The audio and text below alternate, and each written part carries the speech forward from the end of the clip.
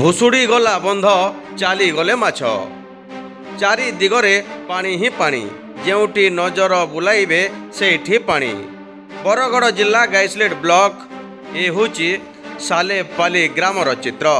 କେବଳ ସାଲେପାଲି ନୁହଁ, ମାହାରପାଲି ଗ୍ରାମଠାରେ ମଧ୍ୟ ସେମିତି ଠିକ୍ ବନ୍ୟା ସ୍ଥିତି ଉପୁଜିଛି। ହେଲେ ପ୍ରଥମେ ଦେଖନ୍ତୁ ଏ ଚିତ୍ରକୁ।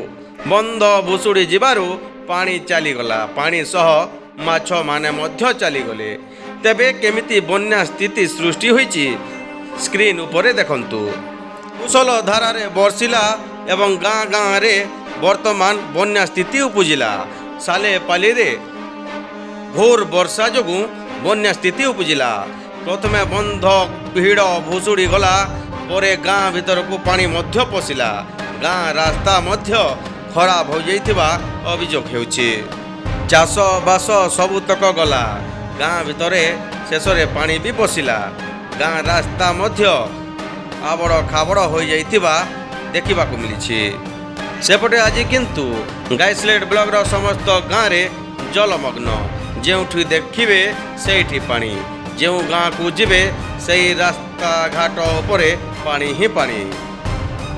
ଥରେ ମାହାରପାଲି ଗ୍ରାମର ଏ ଚିତ୍ର ବି ମଧ୍ୟ ଦେଖି ନିଅନ୍ତୁ। ଏ ହେଉଛି ମାହାରପାଲି ଗ୍ରାମର ଚିତ୍ର।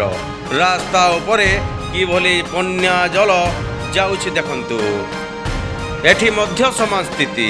ଲୋକଙ୍କର ଚାଷବାସ ଜମି ଉପରେ ମାଡ଼ି ଯାଇଛି ପାଣି, ରାସ୍ତା ଉପରେ ପାଣି।